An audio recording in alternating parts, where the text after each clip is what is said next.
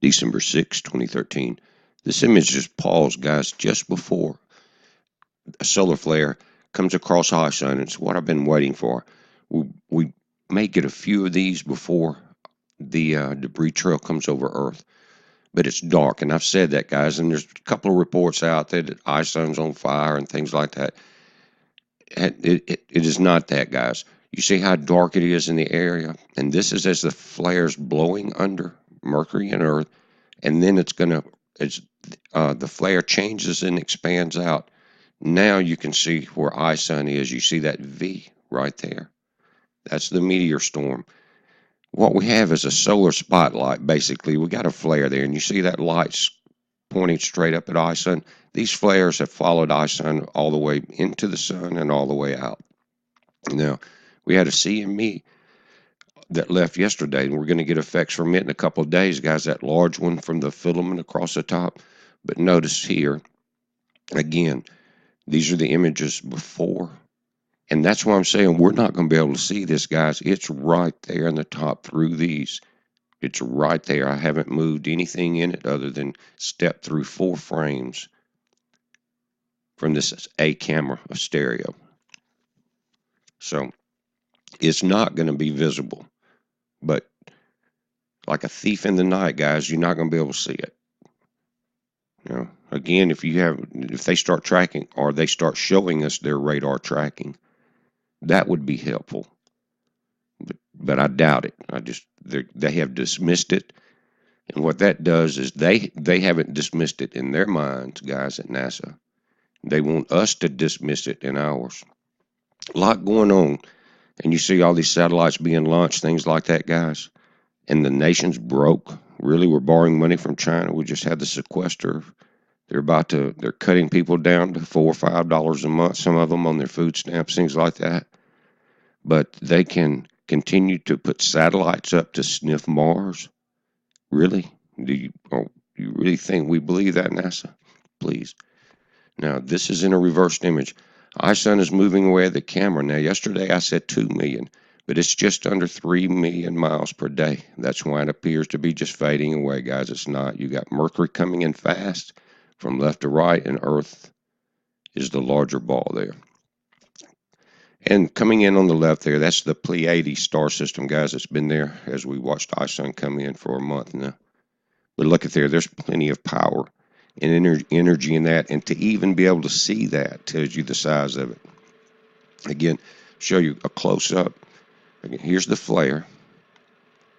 And ISON was totally in the dark to this point, other than infrared and radar. Now, this is when you see the V in the top left, guys. That's the moment the flare lit it. The ISON is not on fire. We caught a perfect opportunity to see it in this bright flare, much brighter than the flare from the video this morning. You remember, I was barely able to get light. Look at the size of these objects. Now, they're they're glaring here because the flare is so bright. But they're there, and that's just the ones you can kind of make out the outline on in the V. It's a huge meteor storm, guys. These things are big, big. Each one of those pieces are bigger than anything we were ever told about the complete size of ISON.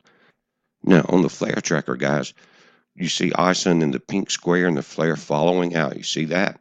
Now, this is today's date. That flare hasn't hit ISON again, so if any of you guys are watching tonight and tomorrow, you may see it. But notice how fast ISON is moving, how fast it is approaching Earth. Earth is the yellow dot just to the right. Now, it appears to be missing it. It's not. What this model does not show is the rotation of the solar system. It's simply showing ISON's movement and the flare. But notice there's a new object here, MAVEN. See that? You remember they launched it about 2 weeks ago, and they're showing it on this model. It's parked by Earth now. There's a lot of things in here that's so BS that it's childish. But this is called MAVEN, and that name in Hebrew actually means, I think, gatherer of knowledge. And that's what this thing is going to be, gathering information. Right now, it's not very far from Earth, as you notice. They're watching ISON with this thing. That's what it's about. Then if it survives that, if something doesn't happen, it's going to be out by September 2nd 2014 at Mars. But guys, this thing's $672 million total. That's including the launch of 187 million just for the launch. And guys, we're being sequestered, borrowing money from China. It's crazy, crazy. Nobody believes this. To sniff the atmosphere of Mars, and we've had instruments on Mars and different things there for a long time. Here's what they're watching. This is why they're going to watch ISON as it comes through. And by September 22nd, this is going to be parked beside Mars. Here's the reason, and you've heard about it. It's 2013 Siding Spring. And notice today's date, December 6, 2013. This is a long orbit. It's not a short orbit for this comet. Will it play through? Now you notice, as I tilt this up, it's coming from below us. Check that out. Going up through June. And they're going to have it September 22nd, just went by. At that point, October 20th, many scientists have said there's a good chance it's going to hit Mars.